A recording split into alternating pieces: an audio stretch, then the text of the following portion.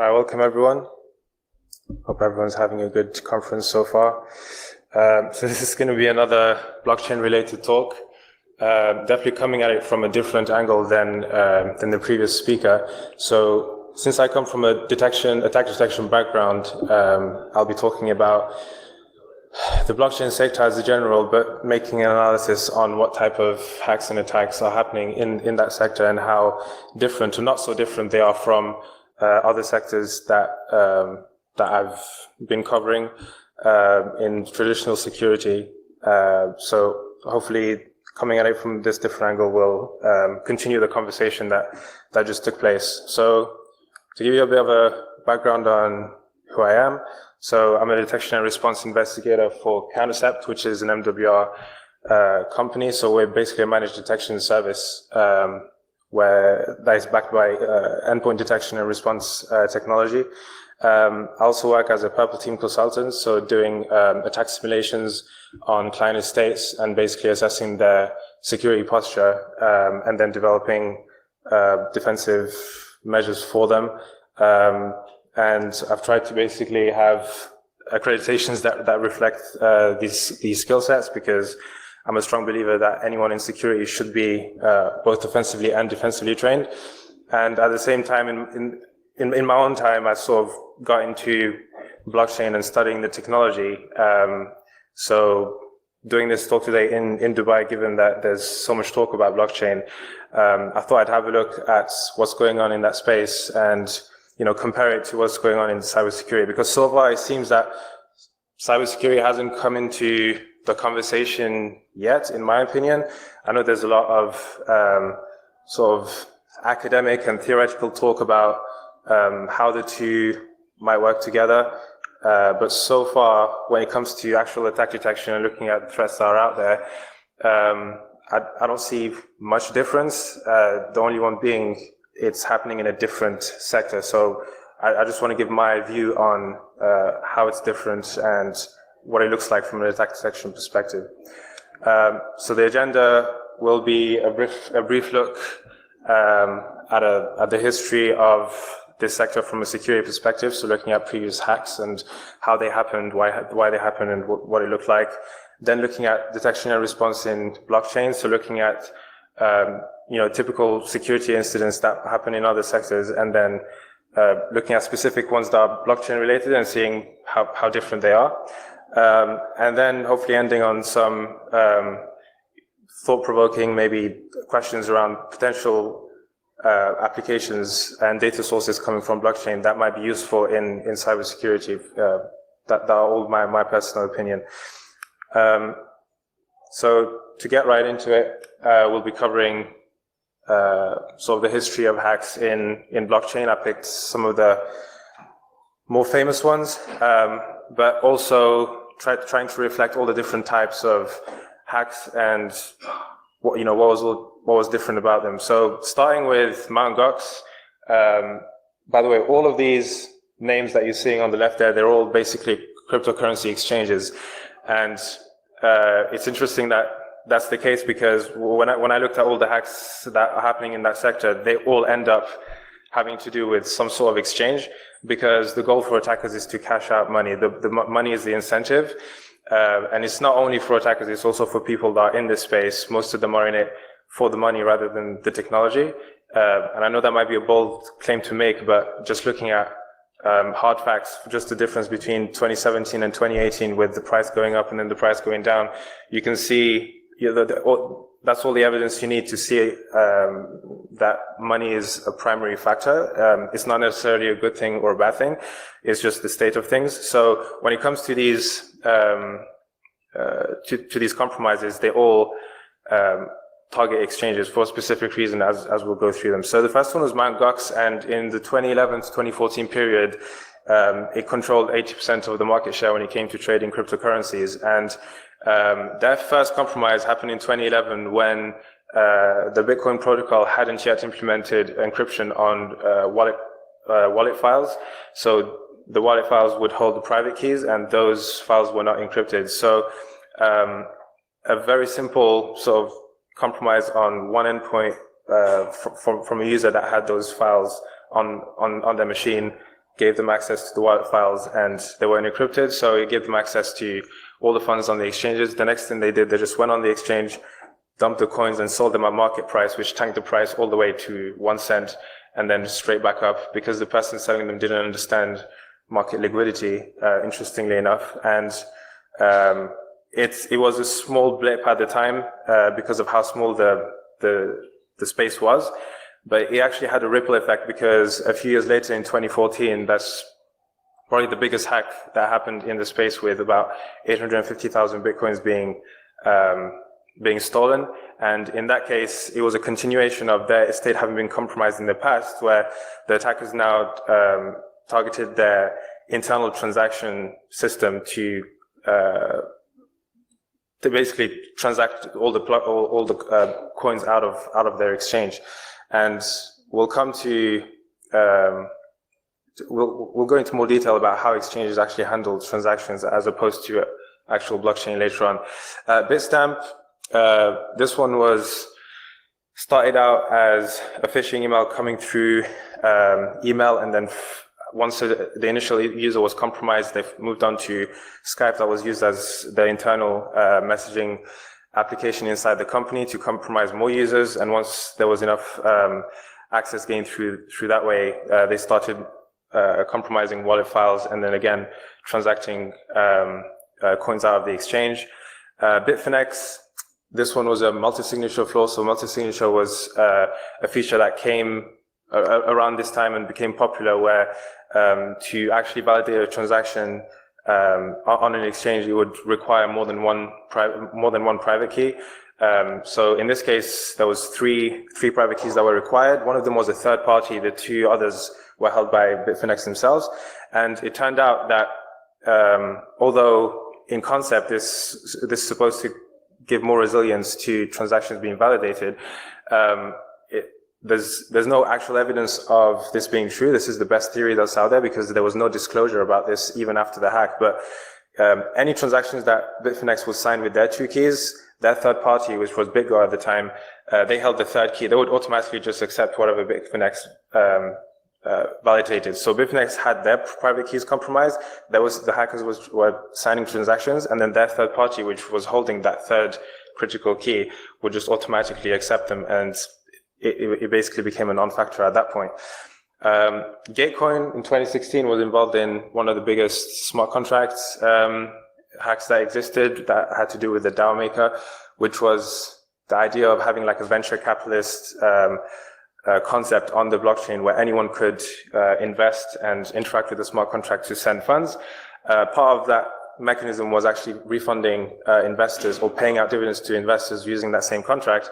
And there was a flaw where basically there was a recursive call function to the wallet to pull out the funds, but it would happen at such a speed that the wallet didn't have time to update its balance. So you could take out much more than what was available and basically double spend the number of coins that were in that contract. Another one was BitHump, and this one was purely a social engineering attack, where the employees that were working for BitHump, one of them got compromised. The customer details were pulled from that user, about 30,000 records, and then the attackers started using those records to contact those users, send them phishing emails, whatever may be the case, to increase their chance of them believing that it was BitHump contacting them, and then stealing users' coins rather than BitHump themselves. CoinCheck was another one, and this one targeted a hot wallet. So CoinCheck was offering obviously many cryptocurrencies to be traded, and most of them had cold wallets for those coins, right? And the hot wallets for trading. Now, one of the coins called NEM, they didn't have a cold wallet for that specific coin and held most of it in a hot wallet. And there was no multi-signature sort of authentication on that hot wallet. It was simply a case of compromising the private keys and then taking out all the coins that were in that hot wallet, because none of it was stored in cold storage. And finally, another one was Binance, although this wasn't a hack against Binance. It's just that part of the offering is to offer an API by which that allows bots to basically trade on the exchange through the API. So in this case, by default, some of the permissions on the API was to trade coins as well as just read transactions. And after this, in fact, they changed the default to only read and have to opt in to trade using the API permissions. But in this case, one of the most famous trading bots that was available at the time that was trading on Binance was compromised, and all the private keys for the users that were using it were stolen. And so then the attackers were using the bots to transact through the API on Binance and mess with a whole lot of coins. But basically, top down, you'll notice that there's not much that's specific to blockchain here, apart from maybe private keys for wallets, which you could substitute for maybe like passwords or two-factor authentication for standard for other industries.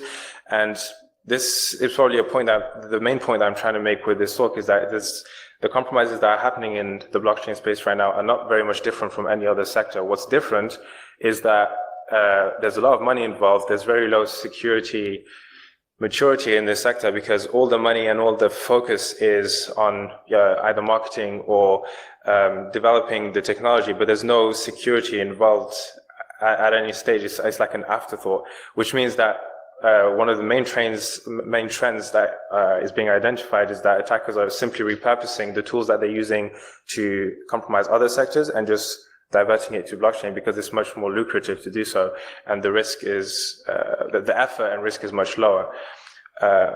So to illustrate that, I use the word payload here rather loosely because it's not necessarily the traditional way of using that term, but the tool that's being used to start off these compromises will most likely be some sort of micro documents or some sort of payload that's shared through phishing. Phishing is still the most popular way of gaining a foothold inside an organization, at least from what I see from the attack detection side.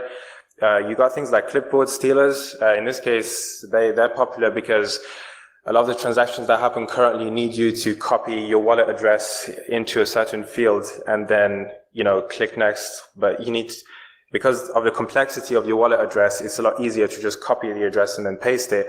Therefore, if you have some sort of clipboard capturing tool running on that user that's sending you back what's being copied, well, what the attackers are actually doing is substituting the wallet address that you copied with one of theirs. And then that means you're basically sending the funds to them instead of to the wallet that you're supposed to send it to.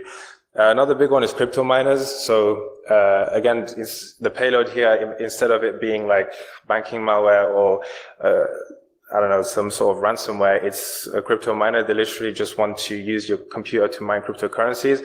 And here it's an extension to botnets. Like the point here is to have scale. So push as much resourcing power to the scale of the botnet to increase the hash rate and mine as many coins as possible. Smart contracts, API flows, and social engineering we covered. In terms of delivering this stuff, here's basically the one-to-one relationship between them. And you'll see that in terms of compromised credentials and private keys, again, that's not much different from compromising passwords. You just substitute in private keys here. And as soon as you have those, you have full access to transacting. And remember, in blockchain, as much as immutability and the fact that you can't reverse transactions is a plus, it's also a double-edged sword, because once those transactions go through, there's no way to get them back unless you hard fork a currency, which has happened in the past. Like in the DAO Maker case, they had to hard fork Ethereum into Ethereum Classic, and which exists to this day. So some of these impacts can have very radical ramifications. But the objectives here for the attackers is probably what's most different with blockchain, because when it comes to traditional sectors, it's a lot of it is based on the value of the data that is being compromised. Whereas here, you're gaining credentials for one, but the goal for that is to access private keys for wallets, especially hot wallets, because those are online. That's the difference between cold wallets, which are offline. CPU or GPU cycles, when it comes to mining, they want just the resource power of your machines. And then off-chain to on-chain transactions, which is that the point I was trying to make earlier about Mt. Gox is that what people may not realize that when it comes to cryptocurrency exchanges, which are basically the bridge between, your money and the crypto assets, the transactions that are happening on the exchange, they happen on a normal database. They don't happen on chain. If they did, they would be really slow. They wouldn't be able to be instantaneous. So what actually happens is that the exchange has an order book that runs on a normal database. They do the transactions. Once they're finalized on that database, if you want to cash out your coins, then the transaction happens on the blockchain. So the goal for attackers is to compromise your accounts on those exchanges, because that's the only way for you to cash out the money. And once they get access to that, it's to make those transactions happen on the chain, which means transferring your assets out of the exchange, which is why the main target right now is exchanges. And on the other hand, it's just end users when it comes to things like running crypto miners on as many machines as possible, or just to get access to their private keys and private wallets to then go and use on exchanges. So when it comes to detection and response, which is where most of my personal expertise comes in, we've come across various incidents that had to do with cryptocurrencies in one way or another.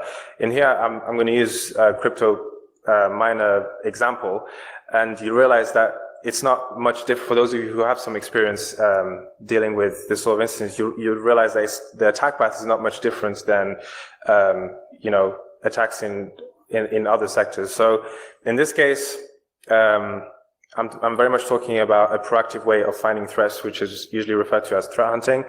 I believe one of the speakers is doing a talk on that tomorrow, but I've done previous talks on threat hunting at Hack in the Box if you want to look up those.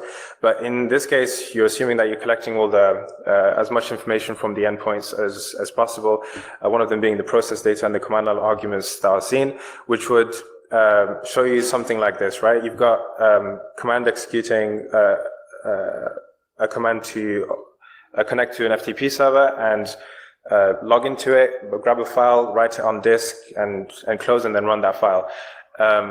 This, in this case, was running the payload that was downloaded by the user from a phishing email.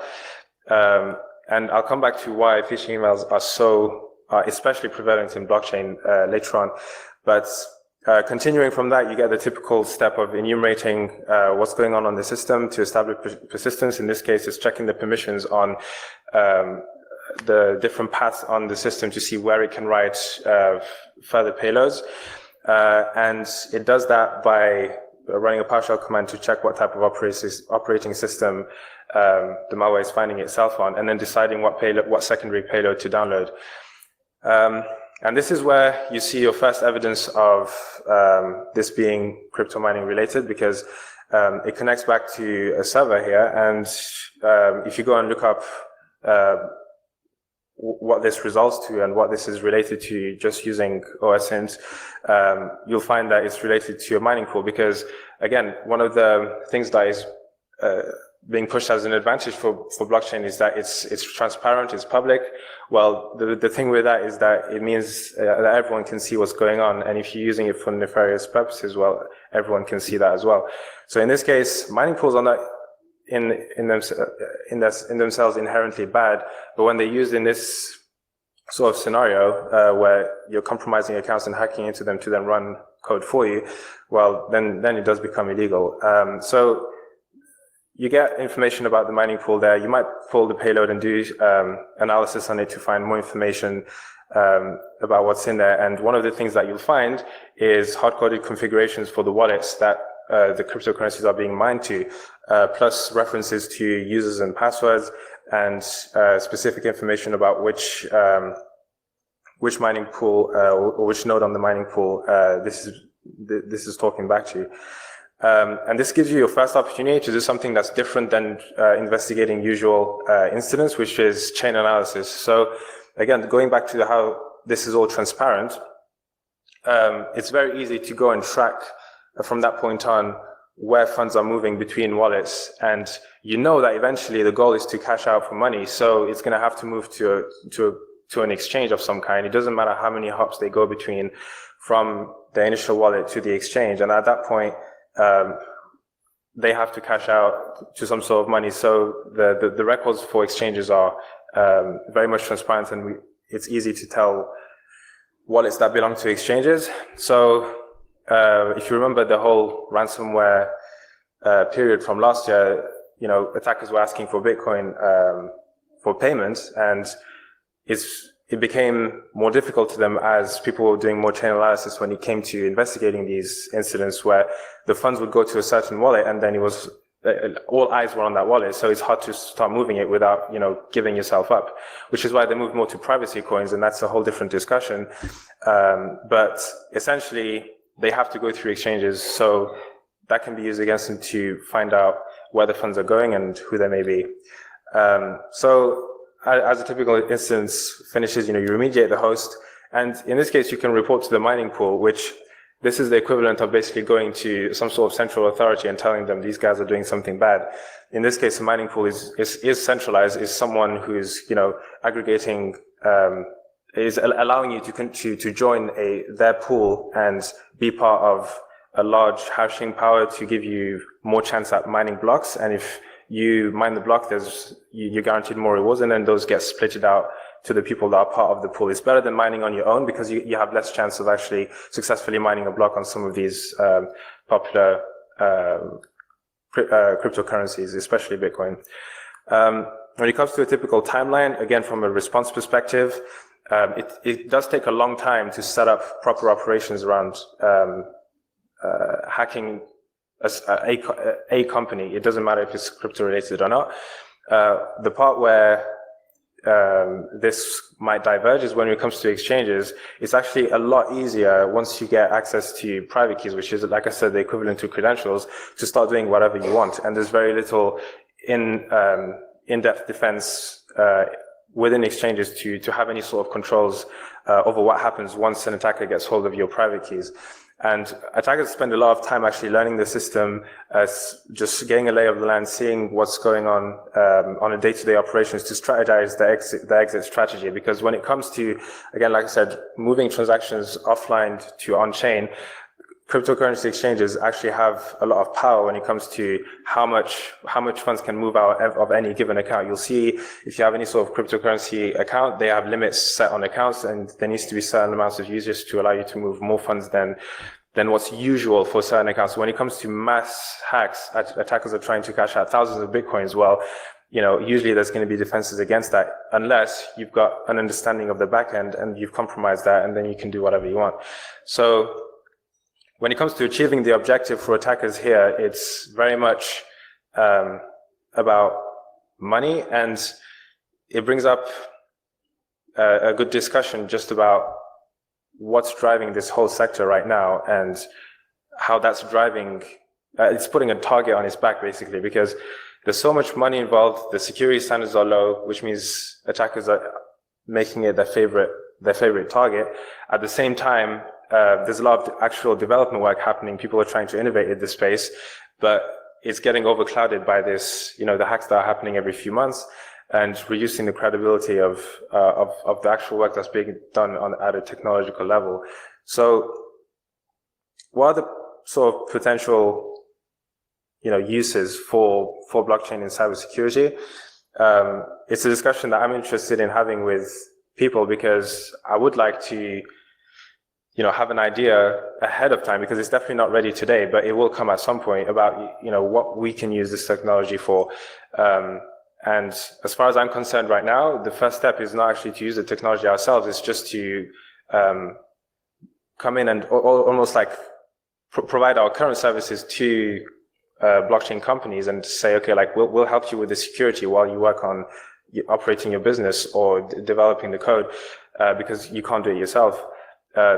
The problem again goes back to the current mentality in the in this sector is that every dollar that you have, you might as well put it towards marketing, because that will create hype and increase the value of your token, which means more money. And a lot of exit scams happen left and right, where creators of projects, for them, it's a win-win. If they get hacked or some critical flaw happens, they're not losing necessarily, because they've already made their money. And if they succeed, well, as they can keep pushing, the marketing hype and riding that wave to make more money, even if the underlying security is not there and the risk is there. Well, it doesn't really matter to most projects. It's not every project out there. So the real question that you need to start with is, do I need a blockchain? And there was a great paper written by Weston Gervais, which is only 3 pages long, but that's all it needs to be to understand whether you need a blockchain in your specific sector. And they give this sort of flow chart to follow through. But definitely a question I asked myself, and I tried to look at, what sort of use cases are being proposed out there. Some of them are right down ridiculous. Like, I think the most ridiculous one I found was this one, like the blockchain toilet. Apparently that needs to be a thing. So they have this portable toilet provider that has all these different things about it that can be networked and put on a blockchain. And somehow this was pushed as a marketing event for the cryptocurrency that was partnered with them, which was Tron, and drove up the price. But this is the use case. And do you really need it? Probably not. At the end of the day, it only affected the price, and that's what people cared about. So when it comes to actual implementation, I think the first thing to understand is that there's different types of blockchains. The previous speaker touched on this. Permissionless blockchain is what you know as Bitcoin and proof of work, which, in my opinion, Bitcoin is the only legitimate proof of work chain, because it's the most decentralized, it's the longest running chain. Any other chain that comes after that, or any other proof of work chain, is just not as secure and not as decentralized. Therefore, it's void. And eventually, Bitcoin will implement every use case that you see out there trying to be developed by other companies. The technology is the same. Therefore, Bitcoin will implement it at some point. It's just that Bitcoin is not as fast and risky about what it implements in its code. It's actually very disciplined and structured about what it does. So when it comes to actually implementing technology in different sectors, another question that was asked in the previous talk was when it comes to like government or things like that. There's other types of blockchains that are more private or that are more permissioned, which is more useful for the use cases that have to do with businesses running, using this technology for their business. You don't want it to be public. You need it to be private. You need it to be permissioned. But then that raises the question of, if it's permissioned, it's therefore centralized. Therefore, the weak link in the chain just moves up to whatever central authority is for that blockchain. So in the case of a private permission blockchain, that will be some sort of masternode on the system that ultimately validates the transaction. And if you have control of that, then you have control of the entire blockchain. Therefore, the point there is not to have the decentralized aspect of blockchain. It's literally just to have the immutable ledger. And then you need to consider, well, if you have an immutable ledger, then what data is being fed into that? Can I reliably say that whatever data is going into this blockchain is correct? Because again, it's a double-edged sword. If correct data is going in, it can't be changed. But if bad data is going in and corrupted data is going before it gets in there, well, you can't change it. This is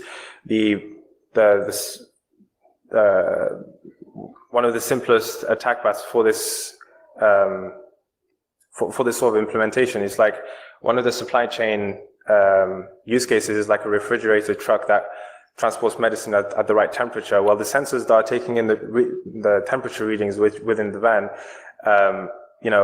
they can be compartmentalized in their own little box that has the right temperature, and the rest of the van is running at normal temperature. And there's the data that's being fed back in from the sensor is still the correct data, but it's not reflecting the actual physical conditions. So bridging the physical conditions to the blockchain is just one example of how the immutability of the blockchain and the reliability of the data that goes in is not as simple as most people think. And in my opinion, a lot of the time, the answer is you do not need a blockchain.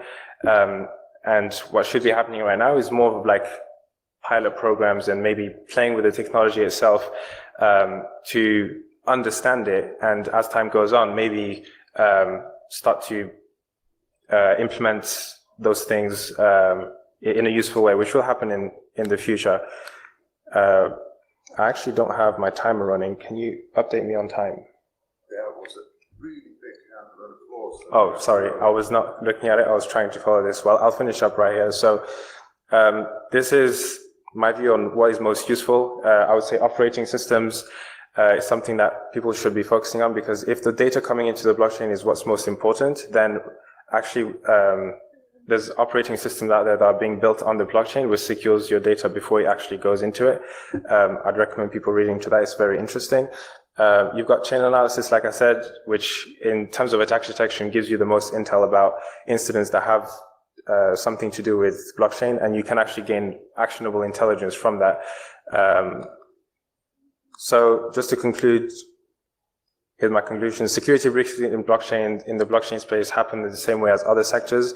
The main targets in that sector are exchanges and retail user machines, because that's what offers the most monetary reward for attackers.